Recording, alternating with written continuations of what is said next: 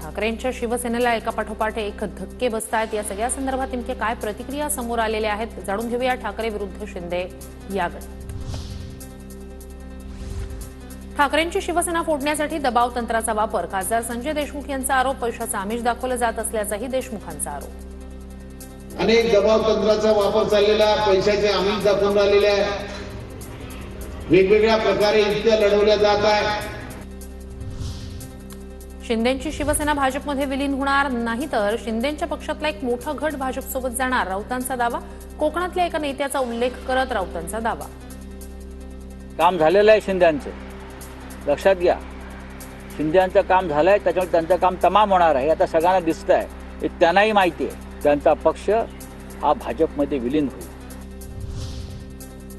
आदित्य ठाकरे ही ठाकरेंना सोडण्याची भाषा करतील अशी ठाकरेंच्या शिवसेनेची अवस्था। शहाजी बापू पाटील यांचा हल्लाबोल तर भास्कर जाधव यांनी चांगला निर्णय घेतल्यास त्यांना भरपूर संधी मिळेल, शहाजी बापू पाटील यांचं वक्तव्य।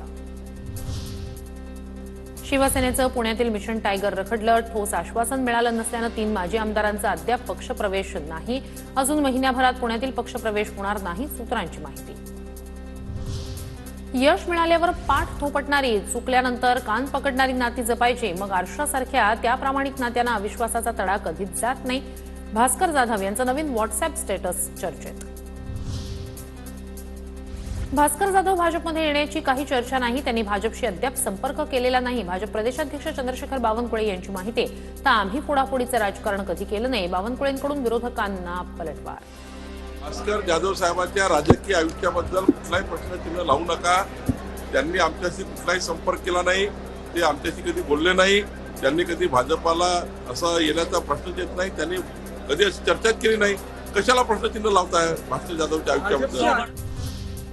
शिवसेनेकडून ठाकरेंच्या कोकणातील एकमेव आमदाराला थेट ऑफर। वाघांच्या कळपात या संजय शिरसाट यांची भास्कर जाधवांना ऑफर, तर यापूर्वी उदय सामंत यांच्याकडून जाधवांना शिवसेना प्रवेशाची ऑफर।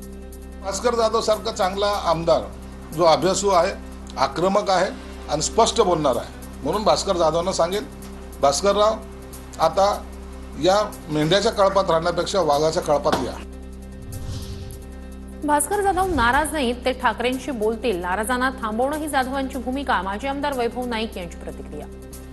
भास्कर जाधवांनी काय म्हटलंय की जे नाराज आहेत त्यांना आपण थांबवलं पाहिजे, ही भूमिका भास्कर जाधव काही स्वतःहून नाराज नाही आहेत। निश्चितपणे येणाऱ्या लोकांना घेऊन भास्कर जाधव लोकांना थांबवतील, ते आज नेतृत्व करतायत आणि त्यामुळे ज्या काही अडचणी असतील त्या उद्योजकांशी बोलतील आणि पुन्हा एकदा आम्ही काम करू। उद्धव ठाकरेंनी आता सेना भवनाला टाळं ठोकावं, ठाकरेंनी बैठका बोलवाव्या, आम्ही त्यांचा पक्ष रिकामा करतो। मंत्री नितेश राणे यांची उद्धव ठाकरेंवर जोरदार टीका। बैठक बुलाएंगे तो भी आज बहुत देरी हो चुकी है, ट्रेन आगे छूट चुकी है, स्टेशन पे अभी कोई खड़ा नहीं है, इसलिए कितना मीटिंग बुलाना है क्या बुलाओ। मैं तो बोलता हूँ वो सेना भवन में भी क्यों जाते हैं, उसको टाला ठोक देना चाहिए अभी।